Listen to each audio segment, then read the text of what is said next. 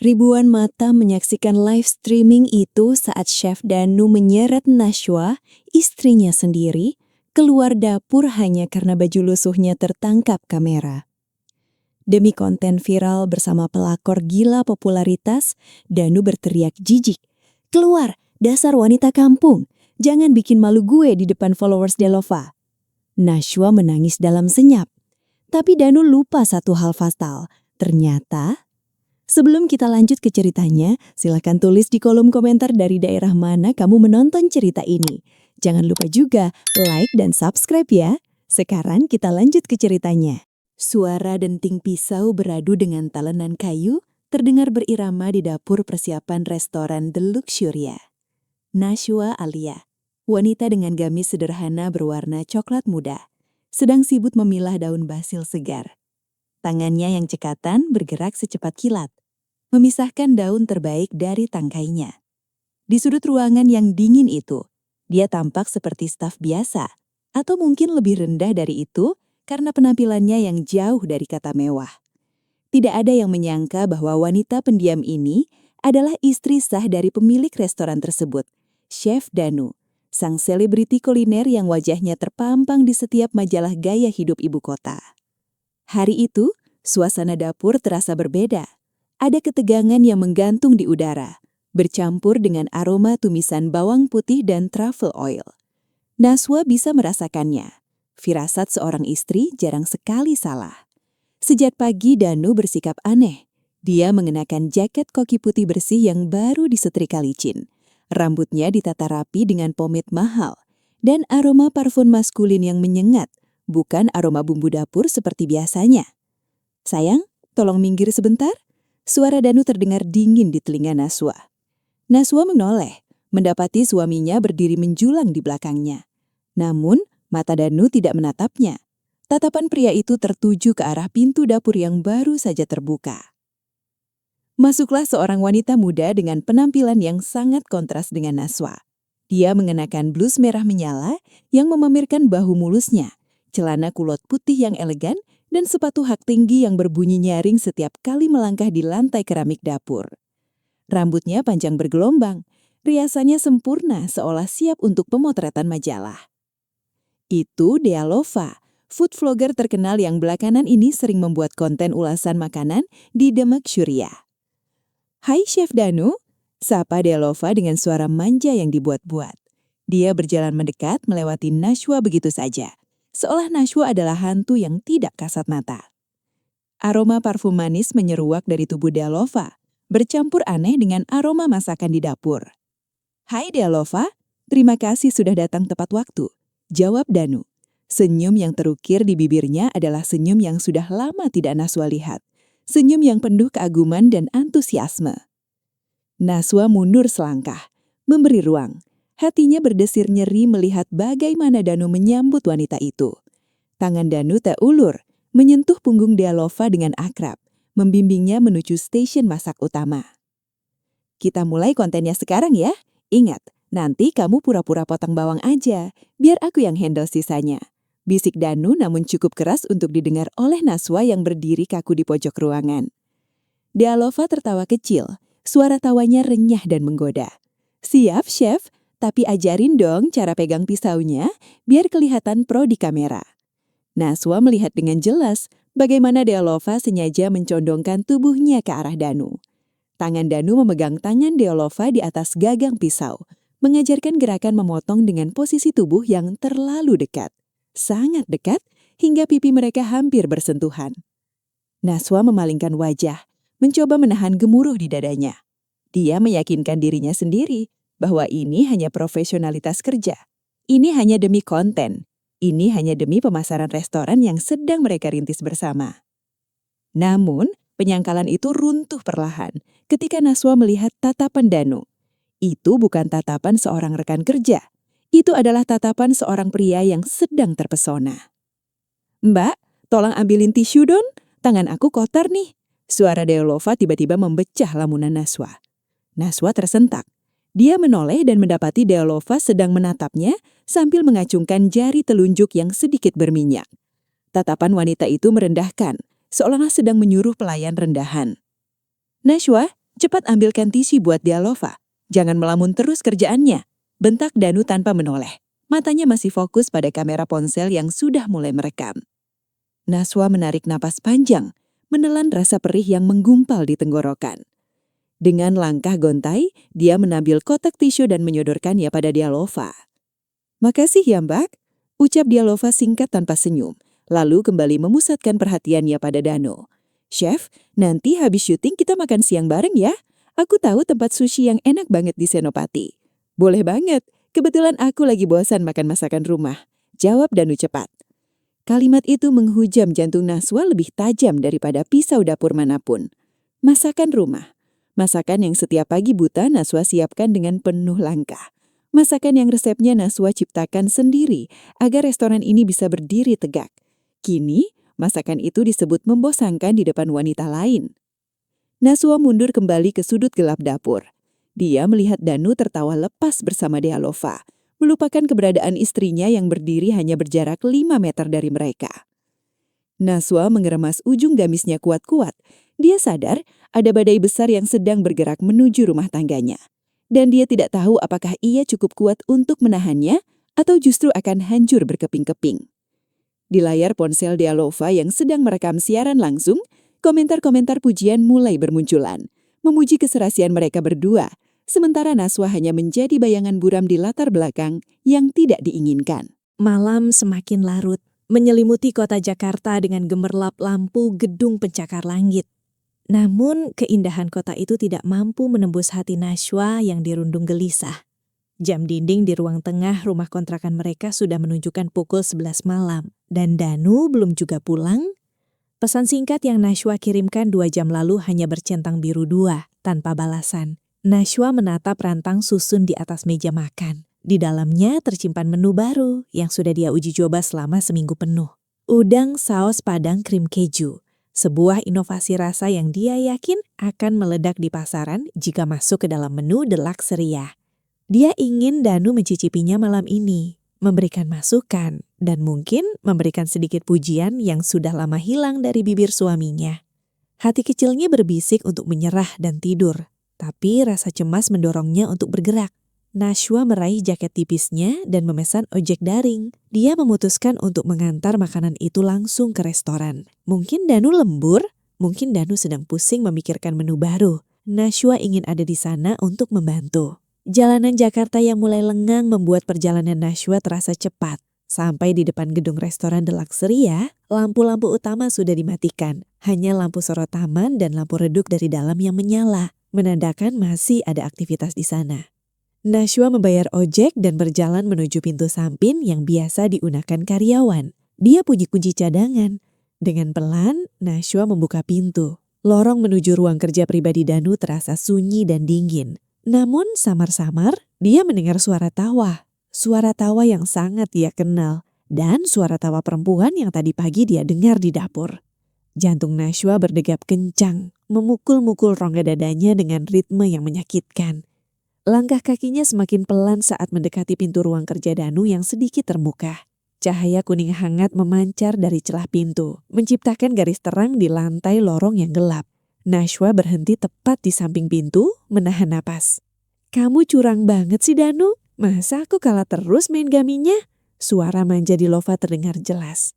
"Kamu yang gak jago sayang, sini aku ajarin lagi," sahut Danu dengan nada lembut. Nada yang dulu hanya milik Nashwa. Nashwa memberanikan diri untuk mengintip. Pemandangan di dalam sana membuat lututnya lemas seketika. Danu dan Dialova duduk berdampingan di sofa kulit hitam yang ada di sudut ruangan. Di meja depan mereka tergeletak kotak pizza yang sudah terbuka dan beberapa kaleng minuman bersoda.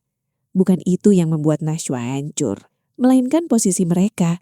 Kepala Dialova bersandar nyaman di bahu Danu, sementara tangan Danu melingkar di pinggang ramping wanita itu, sesekali mengusap rambutnya dengan sayang.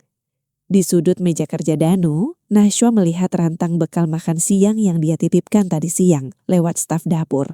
Rantang itu masih terikat rapi, belum dibuka sama sekali. Makanan yang dia buat dengan penuh keringat dan cinta diabaikan begitu saja demi pizza cepat saji bersama wanita lain. Air mata Nashwa menetes tanpa permisi. Rasa sakit yang tadi pagi hanya berupa goresan, kini menganga lebar menjadi luka yang dalam. Dia ingin mendobrak pintu, berteriak dan memaki mereka berdua. Tapi Nashwa bukan wanita seperti itu. Didikan ayahnya mengajarkan dia untuk selalu menjaga martabat, bahkan di saat paling hancur sekalipun. Dengan tangan gemetar, Nashwa sengaja menyenggol gagang pintu hingga menimbulkan bunyi berisik.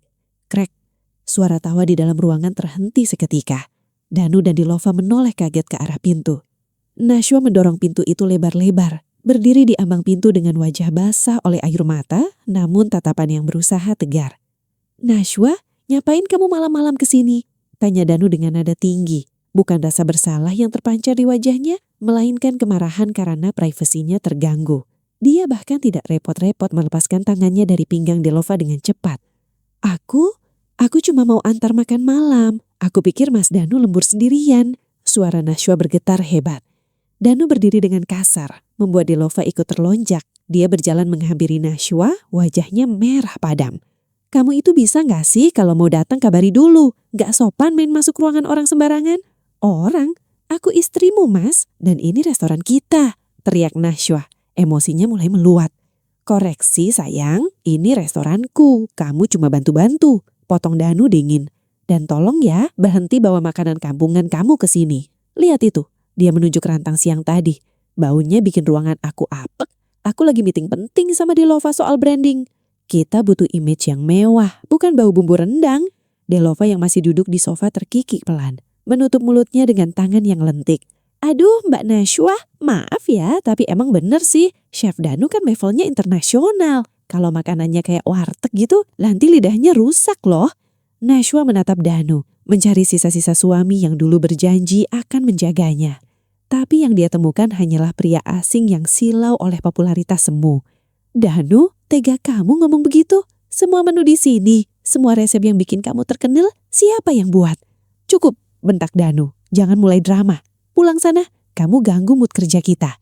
Danu mendorong Nashwa mundur, keluar dari ruangan. Nashwa hampir terjatuh, namun dia menahan keseimbangannya dengan berpegangan pada kusen pintu.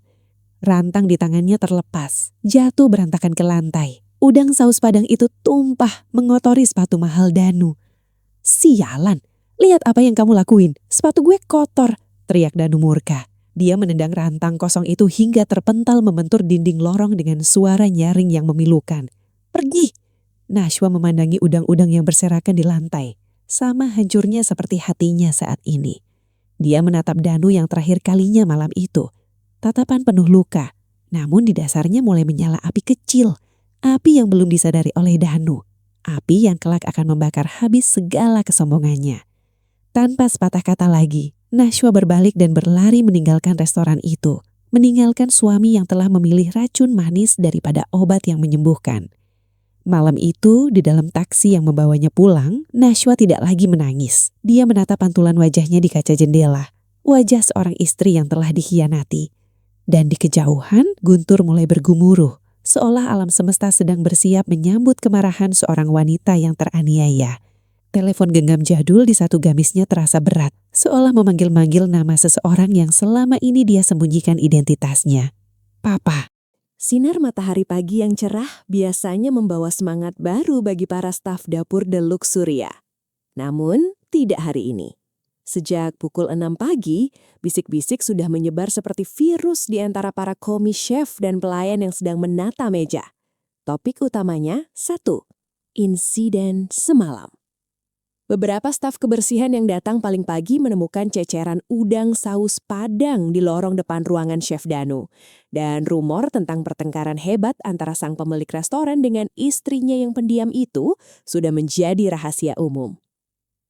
Nashwa datang seperti biasa, pukul 7 tepat, melewati pintu belakang dengan kepala tertunduk. Matanya sembab meski dia berusaha menutupinya dengan sedikit bedak tipis, sesuatu yang jarang sekali dia lakukan. Dia langsung menuju loker staff, menghindari tatapan iba dari beberapa karyawan senior yang sudah mengenalnya sejak restoran ini masih berupa ruko kecil. Mbak Nashwa, sapa Pak Bejo, head steward yang sudah dianggap seperti paman sendiri oleh Nashwa. Wajah tua itu menyeratkan kekhawatiran yang dalam. Bapak dengar semalam ada ribut-ribut. Mbak nggak apa-apa.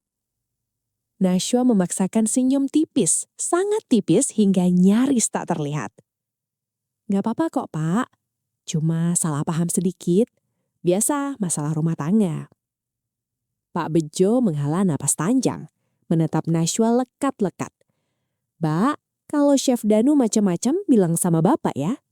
Kita semua di sini tahu siapa yang sebenarnya punya tangan emas di dapur ini. Terima kasih Pak, doain aja yang terbaik.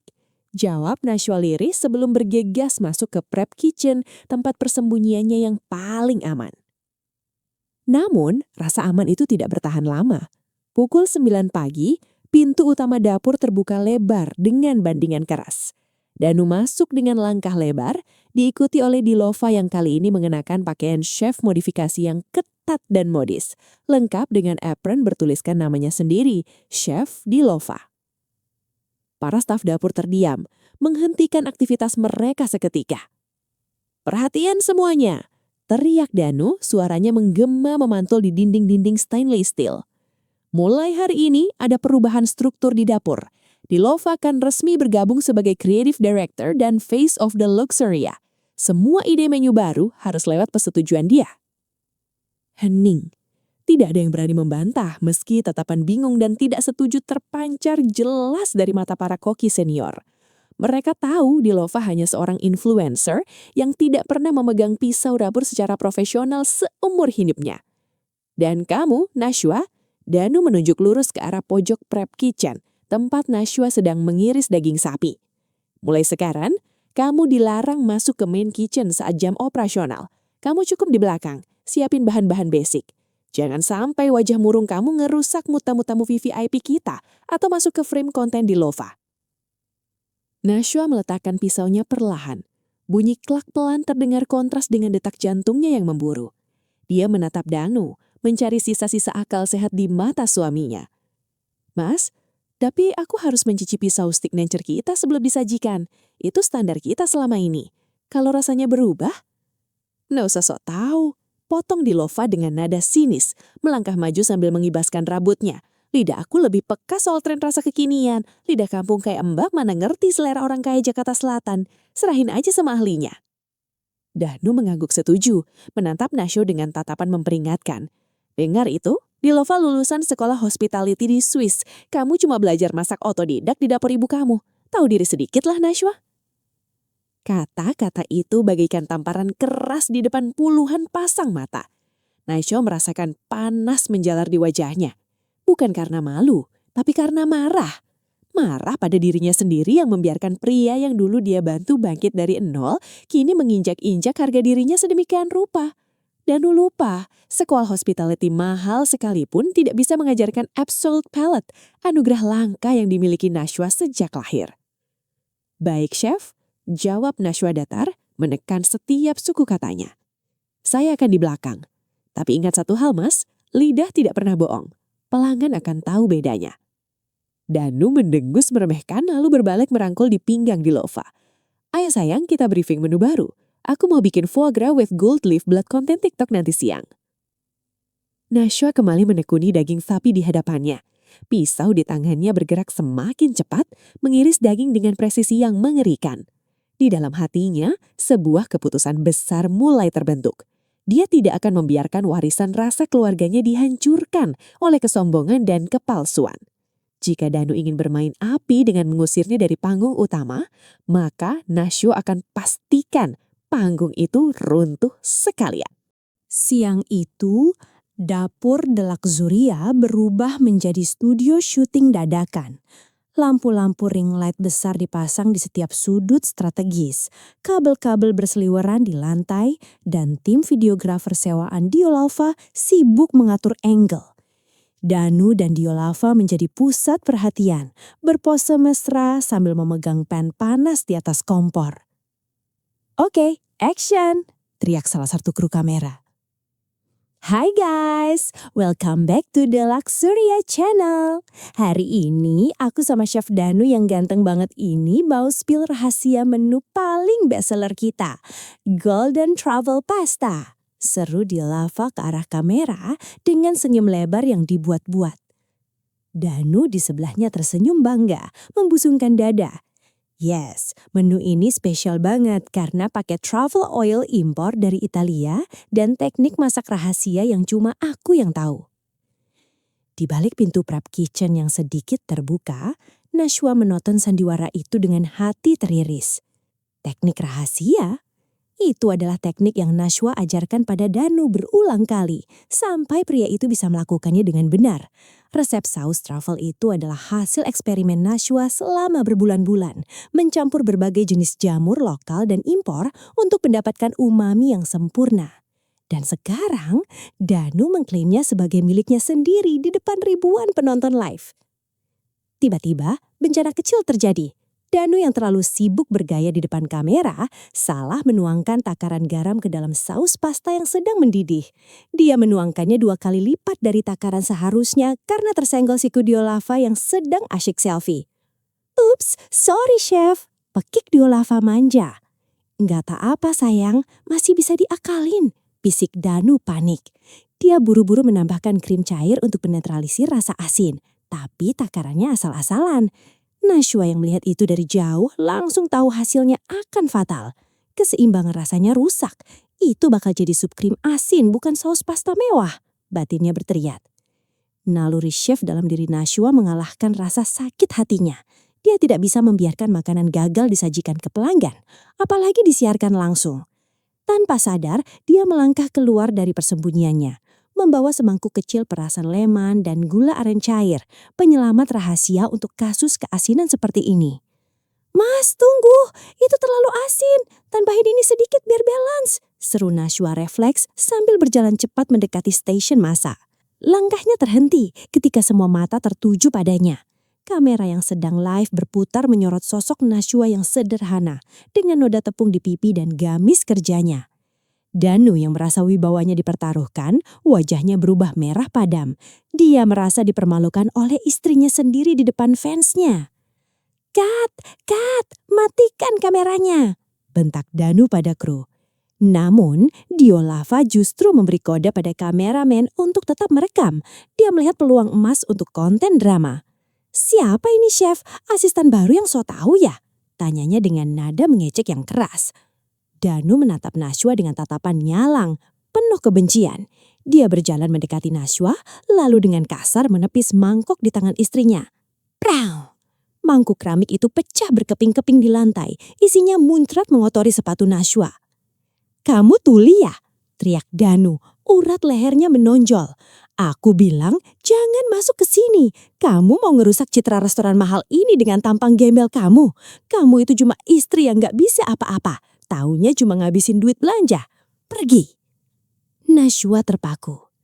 Air mata yang sudah dia tahan sekuat tenaga akhirnya jebol juga. Bukan karena mangkuk yang pecah, tapi karena harga dirinya yang baru saja dihancurkan berkeping-keping di depan umum. Direkam dan mungkin sebentar lagi akan viral sebagai bahan tertawaan. Diolava tertawa kecil di belakang Danu, lalu berbisik arah mikrofon yang masih menyala. Duh guys, maaf ya ada gangguan teknis. Biasa, drama asisten rumah tangga yang beperan. Kita lanjut masak ya. Kalimat itu adalah puncaknya. Nashwa menatap lensa kamera itu lurus-lurus. Tatapan sendu itu perlahan berubah menjadi dingin dan tajam setajam mata pisau yang baru diasah. Dia tidak lagi melihat Danu sebagai istrinya. Pria di hadapannya hanyalah orang asing yang jahat. Baik mas, aku pergi. Ucap Nashwa pelan namun suaranya terdengar jelas di tengah keheningan dapur yang mencekam. Nashwa berbalik badan, melangkah pergi dengan punggung tegak. Dia tidak menoleh lagi. Di dalam saku gamis kerbanya, tangannya menggenggam erat ponsel jadulnya. Satu nama yang selama ini dia hindari untuk dihubungi, kini menjadi satu-satunya harapan untuk membalas semua penghinaan ini. Papa, jemput Nashwa sekarang. Dan di layar ponsel para penonton live streaming, komentar mulai berbanjir. Bukan pujian, melainkan pertanyaan. Siapa wanita itu? Kok tatapannya sedih banget? Jahat banget Chef Danu, itu istrinya kan? Kok dibilang asisten? Badai sesungguhnya baru saja mulai. Danu tidak sadar, dia baru saja mengusir satu-satunya tiang penyangga yang membuat istananya berdiri tegak. Hai penonton yang baik hati, jika kamu menyukai cerita ini, jangan lupa like dan subscribe ya. biar aku makin semangat lanjutin ceritanya. Sekarang, kita lanjutkan ceritanya. Video insiden di dapur itu menyebar dengan kecepatan cahaya. Potongan klip berdurasi 15 detik yang menampilkan Danu membentak Nashwa dan menepis mangkuk hingga pecah. Kini beredar luas di berbagai platform media sosial dengan judul provokatif. Chef sombong hina asisten sendiri, istri atau pembantu. Namun di dalam restoran The Luxuria, Danu dan Delova masih hidup dalam gelembung kepalsuan mereka. Mereka mengira kehebohan itu justru mendatangkan traffic dan popularitas. Gila sayang, lihat, viewers live kita tadi tembus 50.000. Seru Delova sambil memeluk lengan Danu manja. Matanya berbinar menatap layar ponsel. Nggak peduli komentar negatif, yang penting engagement naik. Restoran kita bakal makin hype. Danu tersenyum bangga, menyisir rambutnya ke belakang dengan jari. Bener juga, lagian siapa sih yang peduli sama drama receh gitu? Orang-orang datang ke sini buat makan steak mahal, bukan buat nonton sinetron. Mereka tertawa bersama. Suara tawa yang terdengar sangat menyakitkan bagi Nashwa yang sedang mengemasi barang-barangnya di loker staf yang sempit. Dia mendengar semuanya dari balik tembok tipis ruang ganti. Hatinya sudah kebas. Rasa sakit yang tadi menghujam kini perlahan berubah menjadi kekosongan yang dingin. Nashwa memasukkan satu persatu barang pribadinya ke dalam tas kain lusuh.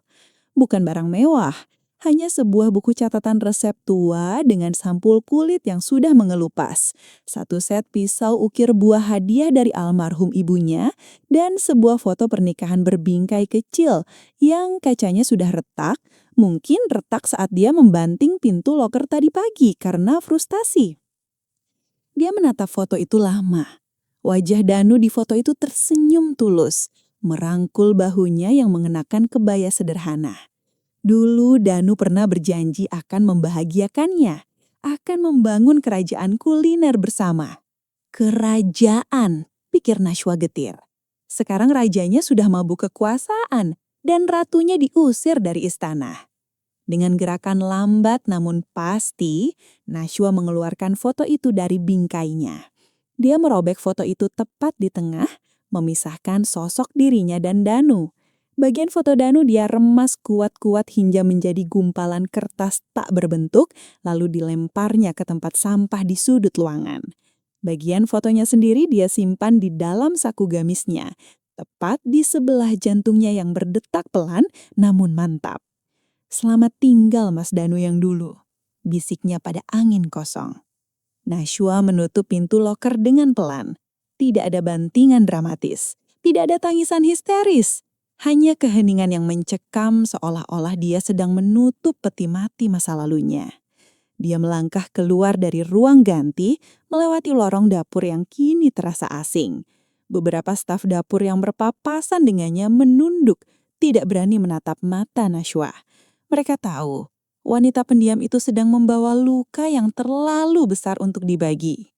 Di pintu keluar belakang, Nashwa berpapasan dengan Pak Bejo Hagi. Pria tua itu sedang merokok dengan wajah murung. "Mbak, beneran mau pergi?" tanya Pak Bejo lirih mematikan rokoknya. "Iya Pak, rumah ini sudah bukan rumah saya lagi." Pak Bejo menatap Nashwa dengan mata berkaca-kaca. "Mbak orang baik. Gusti Allah nggak tidur Mbak. Suatu saat nanti mereka yang zalim bakal ngerasain akibatnya." "Amin Pak, tolong jaga diri ya Pak." Nashwa tersenyum tulus lalu melangkah keluar menuju terik matahari Jakarta yang menyengat. Di luar sana dunia terasa sangat bising. Klakson kendaraan bersahutan, debu jalanan beterbangan. Namun bagi Nashwa, semua kebisingan itu terdengar jauh. Di kepalanya hanya ada satu tujuan. Dia merogoh saku gamisnya, mengambil ponsel jadulnya.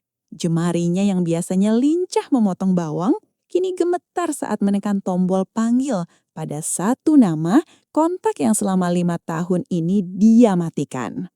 Tut, tut. Suara sambungan telepon terdengar panjang dan menyiksa. "Halo?" Suara bariton berat dan berwibawa menyapa dari seberang sana. Suara yang sudah sangat lama tidak Nashwa dengar, namun selalu dirindukannya. "Pah, ini Nashwa, Pah," ucapnya lirih, suaranya tercekak di tenggorokannya. Hening sejenak.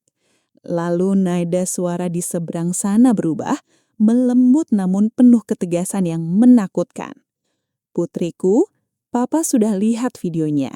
Katakan satu kata, Nashwa. Katakan apa yang kamu mau Papa lakukan pada lelaki brengsek itu." Nashwa menarik nafas dalam-dalam, membiarkan udara panas Jakarta memenuhi paru-parunya. Dia memejamkan mata, membayangkan wajah sombong Danu dan senyum mengejek Delova. Rasa sakit itu kini bertransformasi menjadi kekuatan. "Jemput Nashwa, Pak, sekarang. Dan tolong, ambil kembali semua yang Papa titipkan padanya. Semuanya, tanpa sisa." "Baik, tunggu di sana. 15 menit, Papa datang." Sambungan telepon terputus. Nashwa menurunkan ponselnya, menatap layar hitam itu dengan tatapan kosong. 15 menit, batinnya. Waktu yang cukup untuk mengucapkan selamat tinggal pada Nashwa yang lemah dan menyambut Nashwa yang baru. 15 menit berlalu seperti seabad bagi Danu. Dia sedang duduk santai di sofa ruang VIP restoran, menikmati segelas wine mahal bersama Delova, merayakan kesuksesan konten viral mereka. Namun, di luar sana, atmosfer di sekitar gedung The Luxuria mulai berubah drastis. Awan mendung tebal tiba-tiba menggantung rendah di langit Jakarta Selatan, seolah alam semesta ikut marah. Angin kencang bertiup, menerbangkan debu dan dedaunan kering di pelataran parkir VIP yang biasanya steril. Tiba-tiba, suara gemuruh mesin yang tidak lazim membelah kebisingan lalu lintas. Bukan suara motor atau mobil sport, melainkan suara baling-baling helikopter yang mendekat dengan cepat. Suara itu semakin keras, menggetarkan kaca-kaca jendela restoran yang tebal. Danu meletakkan gelasnya dengan kasar. "Suara apa itu? Berisik banget." Delova berlari ke jendela, menyingkap tirai beludur berat. Matanya membelalak lebar. "Oh my God, Danu, lihat deh. Ada helikopter mau mendarat di rooftop gedung sebelah. Enggak, itu di atas gedung kita." Danu mengerutkan kening, bangkit dari sofa dengan malas. "Apaan sih? Helikopter nyasar kali? Atau tamu VVIP yang mau pamer?" Belum sempat Danu mencapai jendela, pintu utama restoran terbuka lebar. Bukan oleh tamu, melainkan oleh dua orang pria berjas hitam rapi dengan earphone di telinga, berbadan tegap seperti tembok beton. Mereka melangkah masuk dengan gerakan efisien dan mengintimidasi, mengabaikan resepsionis yang tergagap kaget. "Maaf, Pak, restoran belum buka untuk umum. Ini private area," seru manajer restoran, mencoba menghalangi. Salah satu pria berjas itu hanya menatap manajer dengan dingin, lalu menyingkirkannya dengan satu dorongan tangan yang terlihat ringan namun bertenaga. "Minggir!" Di belakang mereka, masuklah sosok yang membuat seluruh ruangan seolah menyusut. Seorang pria paruh baya dengan setelan jas abu-abu tua yang potongannya sempurna, memegang tongkat jalan berhulu emas murni. Wajahnya keras, rahanya tegas, dan matanya memancarkan aura kekuasaan yang tak terbantahkan. Itu adalah Tuan Bratadikara, konglomerat properti yang namanya hanya berani disebut dengan bisik-bisik di kalangan pebisnis elit. Danu yang mengenali wajah itu dari majalah bisnis yang sering dia baca di ruang tunggu bandara, ternganga tak percaya. Itu Tuan Bratadikara, pemilik Bratadikara Group. Ngapain dia kesini? Di samping Tuan Bratadikara berjalan seorang pengacara dengan tas kulit tebal. Dan di belakangnya lagi Nashwa. Nashwa berjalan dengan kepala tegak. Tidak ada lagi gamis lusuh. Dia kini mengenakan blazer hitam elegan yang pas di tubuhnya, kerudung sutra berwarna merun yang mewah, dan sepatu hak tinggi yang mengetuk lantai marmer dengan irama berjaya diri. Wajahnya dingin, tanpa ekspresi, seperti ratu yang kembali untuk mengambil tahtanya. "Danu," panggil Tuan Bratadikara dengan suara bariton yang menggema di seluruh ruangan restoran yang sunyi senyap. Danu gemetar, kakinya lemas seketika. Dia mencoba tersenyum, senyum penjilat yang biasa dia gunakan untuk merayu investor. "Selamat siang Tuan Bratadikara, kehormatan besar Tuan datang ke restoran saya." Potong Tuan Bratadikara tajam. "Koreksi, restoran putri saya." Danu melongo, menatap Nashwa dengan pandangan kosong. "Putri? Nashwa? Maksudnya? Nashwa melangkah maju, berdiri tepat di hadapan Danu. Aroma parfum mahal kini menguar dari tubuhnya, menggantikan aroma bawang yang biasa Danu hina. Kenalkan mas, ini papaku. Petani yang kamu suruh jemput aku pakai mobil bak terbuka. Ucap Nashwa datar, namun setiap katanya menusuk jantung Danu. Ternyata papa lebih suka naik helikopter, lebih cepat sampai katanya. Dilova yang berdiri di pojok ruangan, wajahnya pucat pasi. Ponsel di tangannya hampir terlepas. Dia tahu betul siapa Bratadikara. Dia tahu kekuasaan macam apa yang sedang berdiri di hadapan mereka. Dan dia tahu dia baru saja membangunkan naga yang sedang tidur. Tuan Bratadikara mengangkat tongkatnya, menunjuk lurus ke hidung Danu. Kamu punya 10 menit untuk angkat kaki dari gedung ini. Bawa sebuah sampahmu, termasuk perempuan itu. Tapi ingat satu hal. Tuan Bratadikara mengisyaratkan pada pengacaranya. Sang pengacara membuka tas kulit barunya, mengeluarkan sebuah dokumen tebal bersampul biru tua. Hak kekayaan intelektual, merek dagang The Luxuria, dan yang paling penting, paten seluruh resep menu signature di restoran ini, semuanya atas nama Nashwa Alia Bratadikara. Danu mundur terhuyang, menabrak meja di belakangnya hingga vas bunga jatuh pecah. Prang! Suara pecahan beling itu menjadi musik pengiring kehancurannya yang baru saja mulai. Wajahnya pias, seputih tembok. Dia menatap Nashwa, mencari belas kasihan. Tapi yang dia temukan hanyalah dinding es yang kokoh. Jadi, sejak detik ini, kamu dilarang memasak, menjual, atau bahkan memikirkan menu-menu itu tanpa izin tertulis dari putri saya. Atau, saya pastikan kamu akan membusuk di penjara sampai sisa umurmu. Lanjut Tuan Bratadikara dengan nada final. Guntur kembali menggelegar di luar, seolah menjadi palu hakim yang mengetuk vonis bagi Danu. Hujan mulai turun deras, membasahi jendela restoran yang kini terasa seperti penjara kaca bagi sang koki sombong.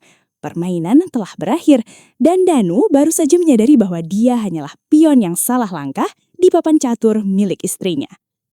Hujan di luar semakin deras. Seolah langit Jakarta ikut menumpahkan kekesalannya pada drama yang terjadi di dalam The Luxuria. Kilat menyambar, menerangi wajah pucat Danu yang berdiri kaku di tengah restoran mewahnya. Atau lebih tepatnya, restoran mantan istrinya. Tunggu sebentar. Seru Danu dengan suara bergetar, mencoba meraih tangan Nashwa. Ini pasti salah paham kan? Sayang, kamu bercanda kan? Papa kamu cuma mau ngetes aku kan? Nashwa menepis tangan Danu dengan gerakan halus namun tegas. Tatapannya dingin, menusuk hingga ke tulang sumsum. Mas, berhenti panggil aku sayang. Panggilan itu sudah kamu buang ke tempat sampah bersama harga diriku tadi pagi. Danu menelan ludah, matanya bergerak liar mencari dukungan. Dia menoleh ke arah Dialova yang masih terpaku di pojok ruangan. Dialova, bantuin aku ngomong dong. Kamu kan pinter ngomong. Namun Dialova justru mundur selangkah, menjauh dari Danu seolah pria itu mengidap penyakit menular. Wajah cantiknya yang biasa angkuh kini dipenuhi ketakutan murni. Dia tahu betul siapa Tuan Bratadikara. Satu jentikan jari pria tua itu bisa membuat karir influencernya tamat dalam sekejap. Maaf chef, urusan rumah tangga orang aku nggak mau ikut campur. Cicit Dialova pelan, sangat pelan hingga nyaris tak terdengar. Danu melotot tak percaya. Apa? Kamu bilang kita partner, kita mau bangun empire bareng. Itu kan kalau lo punya modal Danu, desis Dialova tajam, topeng manisnya mulai retak. Sekarang lo cuma punya utang sama kasus hukum, gue gak mau ke bawah-bawah. Tuan Bratadikara terkekeh sinis, suara tawanya berat dan menggelegar di ruangan yang sunyi itu. Ah, cinta zaman sekarang. Tipis sekali, setipis kulit bawang. Dia mengetukkan tongkatnya ke lantai marmer. Atlas, bersihkan tempat ini. Saya tidak suka baunya. Bau pengkhianat. Dua bodyguard berbadan raksasa yang sejak tadi diam di belakang Tuan Bratadikara langsung bergerak maju. Atlas, pria dengan bekas luka di pelipis kanan mencengkeram kerah jaket koki Danu dengan satu tangan, mengangkat tubuh pria itu seolah dia seringan kapas. Lepasin, gue ini Chef Danu, gue selebriti, gue laporin polisi lo semua. Teriak Danu meronta-ronta kakinya menendang udara kosong. Silahkan lapor, jawab pengacara Tuan Bratadikara tenang sambil membetulkan kacamatanya. Tapi ingat, pasal penggelapan aset perusahaan dan pelanggaran haki, hukumannya bisa sampai 10 tahun penjara, Pak Danu. Kami punya bukti transfer dari rekening restoran ke rekening pribadi Anda untuk membeli tas-tas bandit Nona Dialova.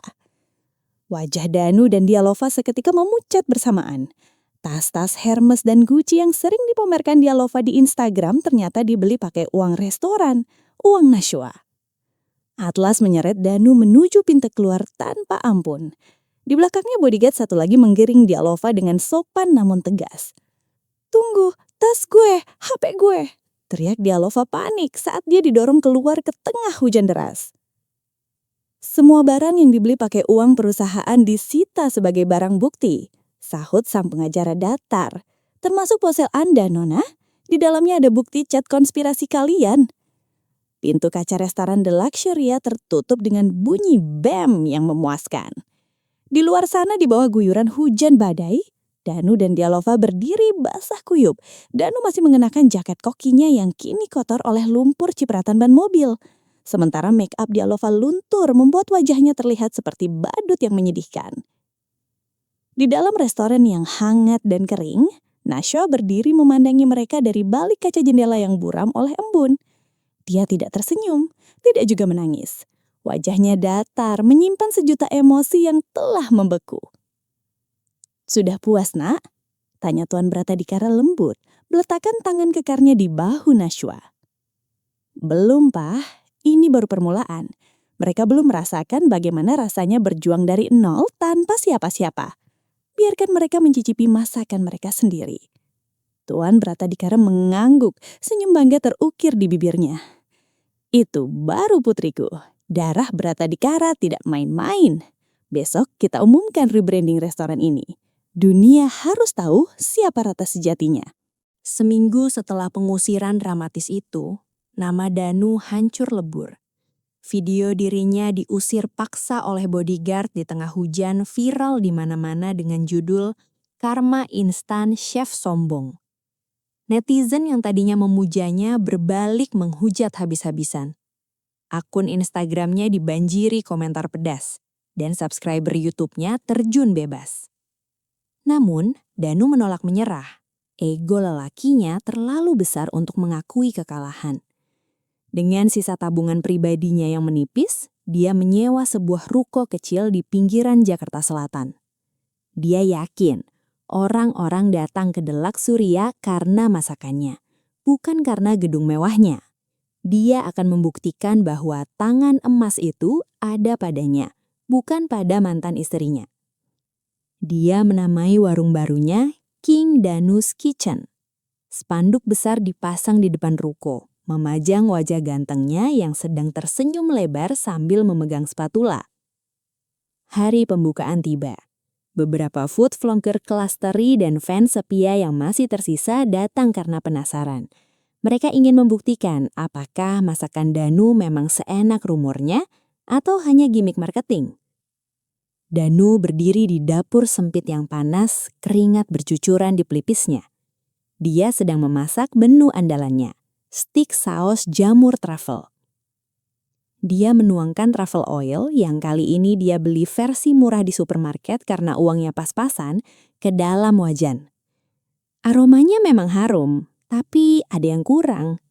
"Sial, kenapa baunya beda?" gumam Danu panik. Dia mencicipi saus itu dengan ujung jari. Asin, terlalu creamy, kurang kick lada hitamnya. Biasanya Nashwa selalu ada di sampingnya, berbisik pelan. "Mas, tambahin sedikit perasan jeruk nipis biar nggak enak. Terus ladanya disangrai dulu biar wangi." Tapi sekarang tidak ada siapa-siapa. Hanya ada asisten barunya, seorang remaja lulusan SMK Tata Boga yang gemetar ketakutan melihat Danu marah-marah sendiri. "Ah sudahlah, lidah orang biasa nggak bakal tahu bedanya," pikir Danu nekat. Dia menyajikan stik itu ke piring, menghiasnya seadanya lalu menyuruh pelayan mengantarnya ke meja tamu.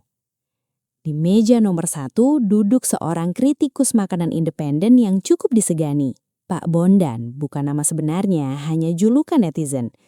Pria tua itu memotong daging steaknya dengan pisau tumpul yang disediakan warung, lalu memasukkannya ke mulut. Dia mengunyah perlahan, matanya terpejam. Danu mengintip dari balik tirai dapur, jantungnya berdegup kencang. "Ayo bilang enak, batinnya menjerit. Pak Bondan membuka mata, lalu dengan gerakan cepat dia melepehkan daging itu ke tisu. Wajahnya berkerut masam. "Ini apa? Stik atau sandal jepit rebus?" tanyanya keras, membuat seluruh pengunjung menoleh. Dagingnya alot, sausnya asin kayak air laut, dan aroma truffle-nya palsu banget. Ini penghinaan buat lidah saya. Danu terpaku di tempat, lututnya lemas. "Chef Danu? Mana Chef Danu? Panggil dia ke sini," teriak Pak Bondan marah. "Saya mau tanya, dia masak pakai resep siapa? Resep nenek moyang atau resep Google?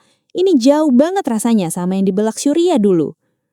Pengunjung lain mulai berbisik-bisik, beberapa bahkan merekam kejadian itu.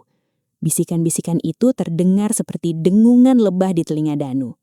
Wah, ternyata benar gosipnya. Yang jago masak itu istrinya. Iya, Danu cuma model tampang doang. Pantesan ditinggalin, masakannya zong. Danu mundur perlahan, bersembunyi di balik kulkas besar. Dia tidak berani keluar, dia tidak berani menghadapi kenyataan bahwa tanpa Nashwa, dia hanyalah seorang amatir yang beruntung. Tangan emas itu tidak pernah ada padanya. Tangan itu milik wanita yang dia buang. Di saat yang sama, sebuah notifikasi masuk ke ponsel Danu yang layarnya retak. Sebuah postingan baru dari akun resmi The Luxuria yang kini berganti nama menjadi The Heritage by Nashwa. Di foto itu, Nashwa berdiri anggun di dapur terbuka restoran yang baru direnovasi, mengenakan seragam chef kote bersih yang elegan. Dia sedang menuangkan saus ke atas piring dengan senyum percaya diri yang memukau. Captionnya singkat namun mematikan. Rasa yang asli tidak pernah pergi, ia hanya pulang ke rumah. Grand opening The Heritage besok, reservasi penuh sampai bulan depan. Danu melempar ponselnya ke dinding hingga hancur keping-keping. Teriakannya yang frustasi tenggelam oleh suara hujan yang kembali turun di luar, menyamarkan tangis seorang raja yang baru saja kehilangan mahkotanya. Hai penonton yang baik hati, jika kamu menyukai cerita ini, jangan lupa like dan subscribe ya, biar aku makin semangat lanjutin ceritanya. Sekarang, kita lanjutkan ceritanya. Sebulan setelah kegagalan memalukan di warung tenda King Danu's Kitchen, hidup Danu berantakan. Tabungannya habis untuk membayar ganti rugi sewa ruko yang diputus sepihak oleh pemilik karena komplain bau sampah busuk dari dapurnya yang tidak terawat. Hutang kartu kredit menumpuk. Tagihan apartemen mewah yang dulu dibayar Nashwa kini menunggak 3 bulan. Dan mobil sport kreditan sudah ditarik leasing. Danu kini tinggal di kamar kos sempit by jendela di Gang Tikus, Jakarta. Ditemani nyamuk dan suara bising tetangga yang bertengkar setiap malam.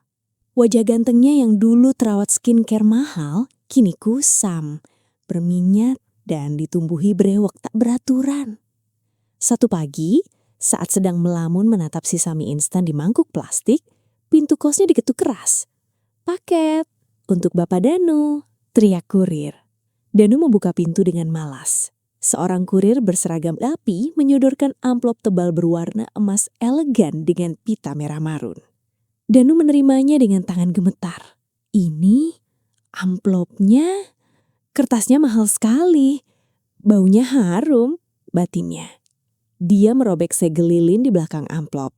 Di dalamnya terdapat sebuah undangan eksklusif berlapis beludro. Matanya membelalak membaca tulisan tibun berwarna emas di sana. Undangan VVIP, gala dinner dan penghargaan chef terbaik Asia 2024. Kepada yang terhormat, Bapak Danu Mahardika, mantan pemilik The Luxuria. Jantung Danu berdegup kencang. Penghargaan chef terbaik Asia?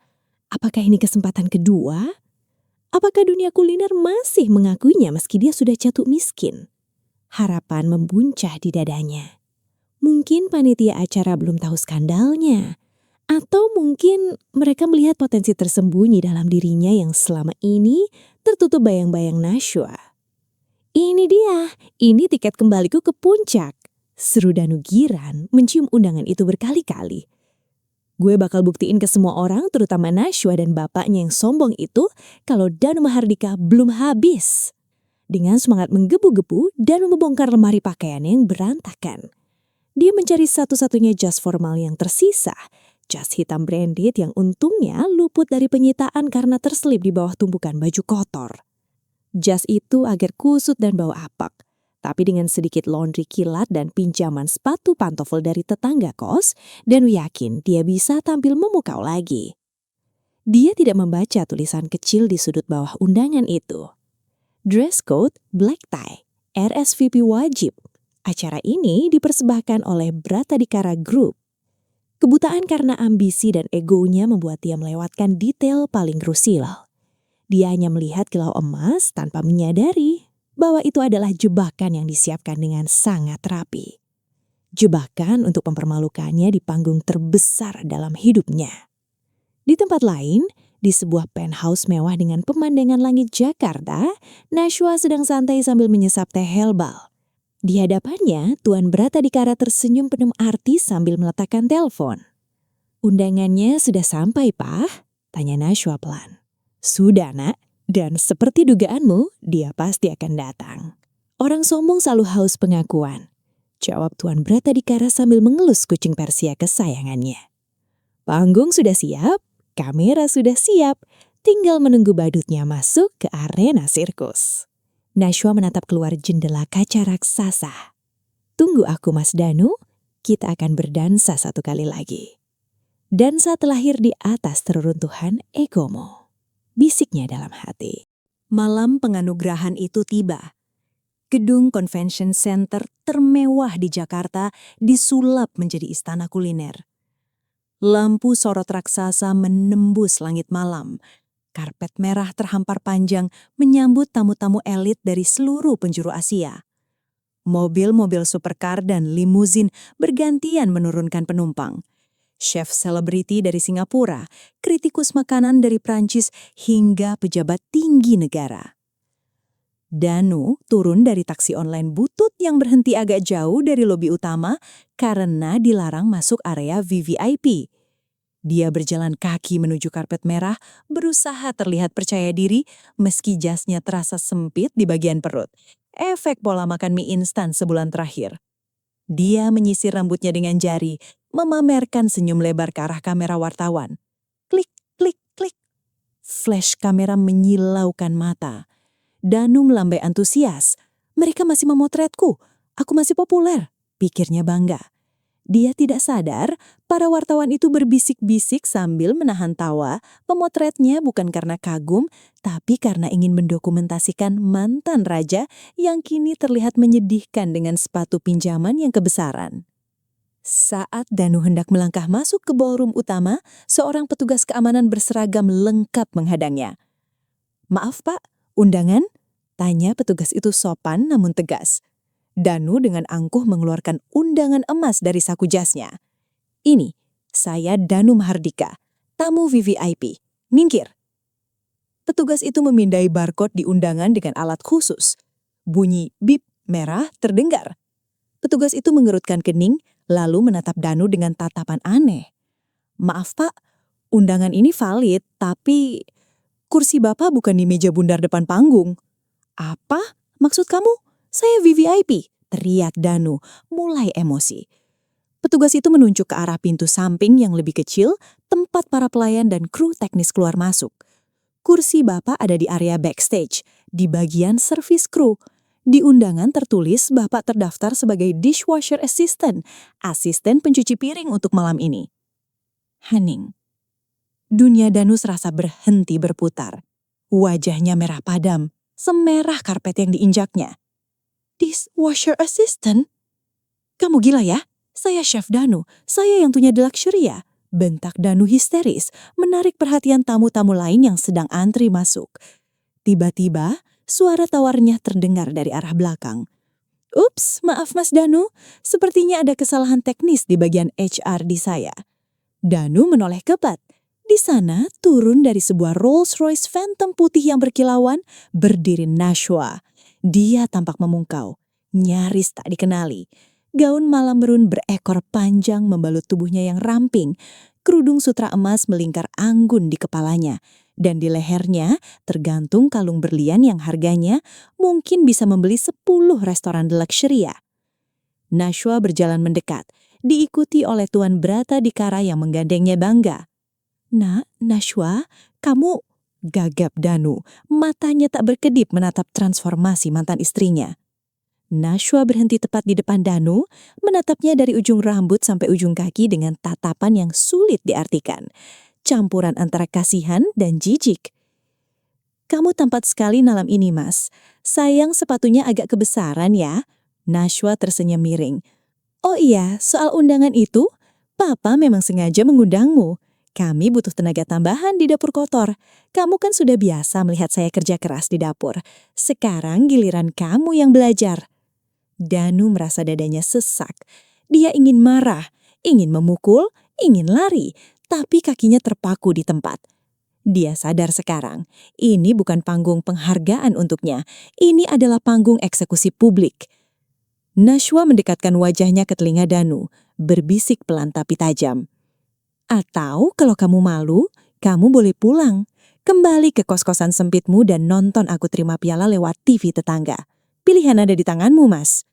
Tanpa menunggu jawaban, Nashwa berlalu, melenggang masuk ke ballroom utama diiringi tepuk tangan meriah dari para tamu yang menyambutnya. Pintu besar itu tertutup perlahan, menyisakan Danu yang berdiri sendiri di luar, di antara kilatan kamera wartawan yang kini berubah menjadi lampu sorot penghakiman. Dia dipermalukan di depan seluruh kolega bisnisnya, di depan Asia, dan yang paling menyakitkan, di depan wanita yang dulu dianggap remeh. Danu menggenggam tangannya kuat-kuat hingga kukunya memutih. Aku tidak akan pulang, batinnya nekat. Aku akan masuk, aku akan hancurkan acara ini. Aku akan rebut mikrofon itu dan teriakan ke semua orang bahwa Nashwa itu penipu. Dengan langkah gontai namun penuh dendam, Danu berjalan menuju pintu samping, pintu servis kru. Dia memilih menjadi pencuci piring malam itu untuk satu kesempatan terakhir untuk membalas dendam di puncak acara. Sebuah keputusan bodoh yang akan membawanya pada kehancuran yang lebih dalam daripada rasa malu. Suasana di dalam Grand Ballroom begitu megah dan mencekam. Ribuan pasang mata tertuju pada panggung utama yang bermandikan cahaya keemasan. Di sana, layar raksasa LED menampilkan nominasi untuk kategori paling bergengsi malam itu. The Most Innovative Chef of the Year. Danu mengintip dari balik tirai hitam di sayap panggung. Dia mengenakan apron plastik kotor yang dipinjamkan oleh kepala staf pencuci piring, menutupi jas mahalnya yang kini ternoda saus sisa makanan tamu. Hatinya panas membara. Di tangannya, dia menggenggam erat sebuah mikrofon nirkabel yang berhasil dia curi saat teknisi suara lengah pergi ke toilet. Tunggu saja Nashwa, sebentar lagi semua orang akan tahu siapa pencuri sebenarnya. Batin Danu penuh dendam.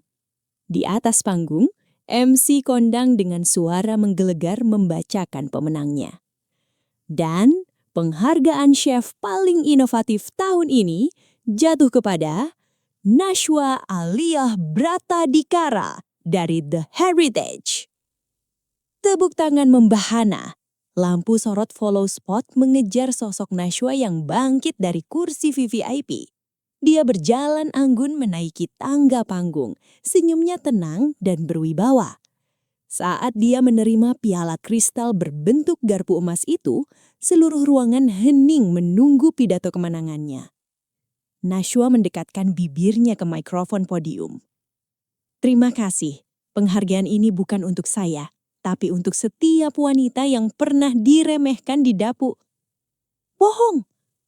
Teriakan itu memotong pidato Nashwa seperti petir di siang bolong. Suara Danu menggema di seluruh penjuru ballroom melalui speaker utama. Semua kepala menoleh kaget. Danu berlari keluar dari persembunyiannya, naik ke tengah panggung dengan napas terengah-engah.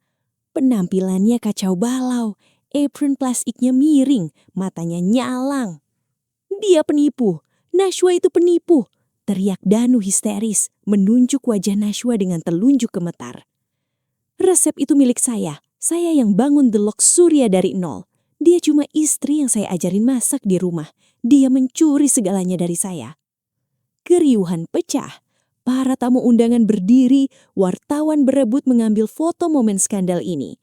Petugas keamanan mulai berlari menaiki panggung, tapi Danu mengancam akan melempar mikrofon mahal itu jika ada yang mendekat. Nashwa tidak mundur selangkah pun. Dia menatap Danu dengan tatapan iba, seolah melihat anak kecil yang sedang tantrum. Dia memberi isyarat tangan pada petugas keamanan untuk berhenti sejenak. Mas Danu, suara Nashwa terdengar tenang, kontras dengan histeria Danu. Kamu bilang aku mencuri resepmu. Kamu bilang kamu yang mengajariku. Iya, semua orang tahu Chef Danu itu jenius. Kamu cuma parasit. Sembur Danu, air liurnya berciprak. Nashwa menyenyum tipis. Baiklah, kalau begitu mari kita buktikan sekarang juga. Di depan semua orang. Nashwa menoleh ke arah operator multimedia di belakang sana. Putar videonya. Layar LED raksasa di belakang panggung berubah tampilan. Bukan lagi logo penghargaan, tapi sebuah rekaman video CCTV beresolusi tinggi. Video itu menampilkan dapur The Lok Surya setahun yang lalu. Di layar terbelah dua, split screen. Kiri, Danu sedang masak steak saus truffle. Dia terlihat panik, berkeringat, menumpahkan garam, lalu mencicipi sausnya dengan wajah bingung. Dia membuang saus itu ke tempat sampah berkali-kali. Kanan, Nashwa di sudut dapur yang sama, di jam yang berbeda, dengan tenang memperbaiki saus gagal buatan Danu. Dia hanya mencium aromanya sekilas, menambahkan sejumput gula aren dan perasan lemon, lalu mengaduknya pelan. Saat Danu mencicipi hasil perbaikan Nashwa, wajah Danu berbinar senang dan dia langsung mengklaim ke staf lain. Nah, ini baru rasa buatan saya. Penonton di ballroom terangah.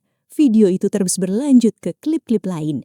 Danu yang salah membedakan lengkuas dan jahe. Danu yang menyuruh Nashwa membuatkan plating cantik, lalu Danu yang berfoto dengan hasil akhirnya. Hingga momen Danu membentak Nashwa saat live streaming dengan Delova. Lihat, suara Nashwa kembali terdengar, dingin dan menusuk. Seorang jenius tidak perlu menyontek jawaban istrinya, Mas.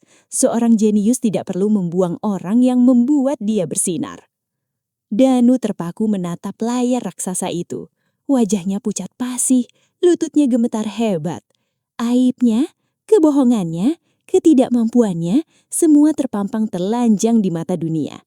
Dia melihat para tamu undangan, kolega, saingan bisnis, investor, kini menatapnya dengan tatapan jijik dan cemooh. Turun panggung, Mas, sebelum kamu semakin mempermalukan dirimu sendiri. Ucap Nashwa pelan, mematikan mikrofon Danu dari podiumnya. Danu menjatuhkan mikrofon itu. Duk, suaranya tumpul dan menyedihkan. Dua petugas keamanan akhirnya menyeret Danu turun panggung.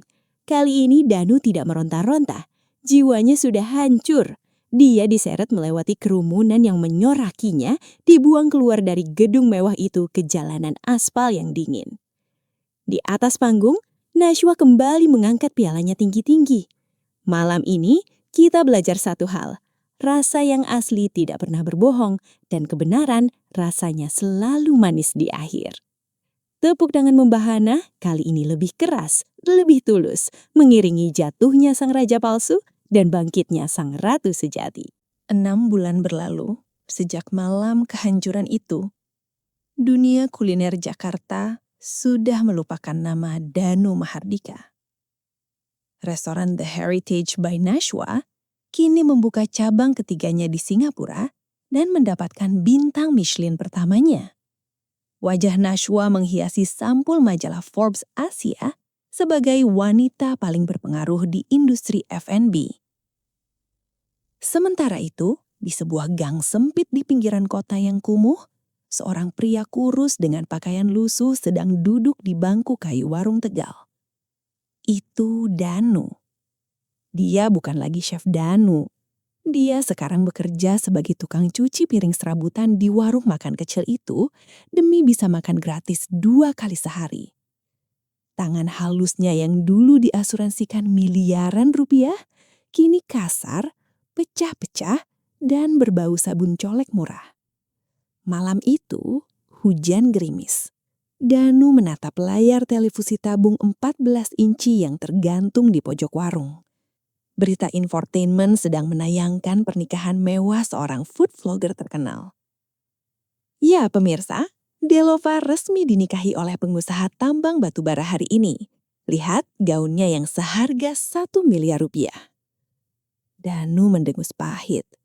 Delova, wanita yang ikut menghancurkannya ternyata berhasil selamat dan mencari inang baru untuk dihisap. Dunia memang tidak adil, pikirnya. Atau mungkin Delova hanya lebih pintar beradaptasi menjadi parasit daripada dirinya. "Nu, jangan melamun, itu piring kotor numpuk," teriak pemilik warteg membuyarkan lamunan Danu. "Iya Bu," jawab Danu lemah. Dia kembali ke belakang, menghadapi tumpukan piring berminyak. Saat sedang menggosok piring, matanya menangkap sobekan koran bekas yang dijadikan alas bungkus nasi sisa pelanggan. Di sobekan koran itu, ada foto Nashwa yang sedang tersenyum bahagia sambil menggendong seorang bayi laki-laki. Di samping suami barunya, seorang arsitek ternama yang terlihat tulus mencintainya. Berita utamanya berbunyi, kebahagiaan ganda ratu kuliner, sukses bisnis dan keluarga baru. Air mata Danu menetas, jatuh ke air sabun yang keruh. Dia teringat masa lalu. Teringat betapa tulusnya Nashwa melayaninya dulu. Teringat bekal rantang yang dia tendang. Teringat Nashwa yang selalu memijat kakinya saat dia lelah. Dia memiliki berlian di tangannya, tapi dia membuangnya demi menggenggam pecahan kaca yang melukainya. Danu mengambil piring seeng yang berisi sisa nasi dingin dan kuah lodeh jatah makan malamnya. Dia menyuapkan nasi itu ke mulutnya. Rasanya hambar, sangat hambar. Tidak ada lagi rasa umami spesial buatan tangan Nashwa yang selalu menyambutnya pulang. Di tengah kesunyian malam dan suara tikus yang mencicit di got, Danu akhirnya mengakui kekalahan yang mutlak. Dia menangis sesegukan sambil mengunyah nasi dingin itu, melatapi nasibnya sebagai raja tanpa mahkota, koki tanpa rasa, dan suami tanpa cinta. Di layar kaca videotron gedung pencakar langit yang terlihat dari kejauhan, wajah Nashwa tetap bersinar terang, menjadi pengingat abadi bahwa penyesalan selalu datang terlambat dan karma menyajikan hidangannya saat dingin. Selesai. Menurut kamu, apakah Nashwa terlalu kejam atau justru Danu yang pantas dapat pelajaran keras begini? Tulis pendapat kamu di kolom komentar. Kami senang membaca bagaimana pendapatmu tentang cerita ini. Terima kasih sudah menonton. Jangan lupa tinggalkan like dan yang terpenting, subscribe channel ini agar tidak ketinggalan cerita-cerita menarik lainnya.